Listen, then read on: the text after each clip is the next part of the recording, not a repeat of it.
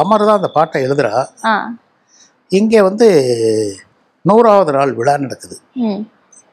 கிழக்கே போகிற ரயில் 100வது நாள் விழா. ம். அன்னைக்கு ம்.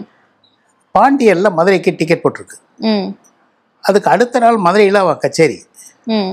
இப்போ போகிறப்ப அந்த கூப்பை தானே போட்டிருக்காங்கம்மா. ம். நானும் பாஸ்கரன், அமர், இளையராஜா. ம். ம். இங்கேயே கம்போசிங் நான் சொல்லிட்டேன். ஆ. ட்ரெயினில் போகிறப்பவே இங்கே 7:30 மணிக்கு பாண்டியன் புறப்பட்டா அடுத்த நாள் 6 மணிக்கு அங்கே போகுது. ஆ. அங்கேயே கம்போசிங். மத்தியானம் 3 மணி வரைக்கும் கம்போசிங். ஆ. அப்புறம் 6 மணிக்கு அவன் கச்சேரி போயிடுவான். முடிஞ்சது. ஆ. அடுத்த நாள் காலையில் அங்கேருந்து புறப்படுறோம், நைட்டு கச்சேரி முடிஞ்சு வர்றப்ப திருப்பி கம்போசிங். ஆ. இந்த மாதிரி போட்டால் தான் அந்த 7 பாட்டு ஓரம்போ அப்படி. இதில் நல்லா உற்சாகமாக போகிறப்ப இந்த அமர் வந்து ஒரு வாழுத்தனமாக என்ன பண்ணிட்டான், ஆ. நான் கிழக்க போகும் ரயிலையும் முந்தி வருவேன்டா நான் அப்படின்னு ஒரு வரி அதில் எழுதிட்டான். ஆ.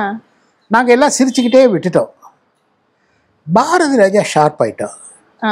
என்ன எழுதியிருக்காங்க இவங்க அப்படின்ட்டு நான் சொன்னேன், டே எனக்கு தெரியாதுடா அவன் என்ன அமர் எழுதியிருக்கான். அண்ணே பாரதி மிரண்டாருண்ணே நான் என்கிட்ட அமர், ஏன்டா ஒருத்தரை புண்படுத்துனீங்க, அதெல்லாம் பண்ணக்கூடாதுடா அப்படின்னு. ம். பாட்டு பெரிய ஹிட்டுமா, ஓரம்போ ஓரம்போன்னு அந்த ஹிட்டு. ஆமா. கிழக்க புறையில் முந்தி வருவேன்னு முடியும் அது. ஆ.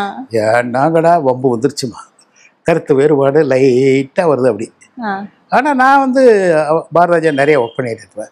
இவன் என்ன பண்ணிடுவான்னா, யார் ரைட்ரு வந்தாலும் அவங்களோட அவன் வேலை தானே பண்ணணும். ம். அதனால எங்களுக்குள்ள அங்கே தான் ஒரு கேப் வருது. இப்போ வரைக்கும் பாரதிராஜாவோட நான் தான் பண்ணிகிட்டே இருக்கேன்.